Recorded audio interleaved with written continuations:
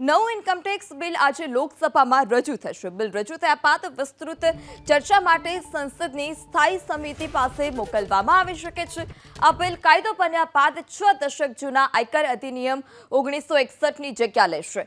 પ્રસ્તાવિત નવા કાયદામાં આયકર અધિનિયમ 1961માં ઉલ્લેખ કરાયેલું આયકરની વર્ષની જગ્યાએ ટેક્સ વર્ષ કરવામાં આવ્યું છે અને આ સાથે જ મૂલ્યાંકન વર્ષનો ખ્યાલ પણ નાબૂદ કરવામાં આવ્યો.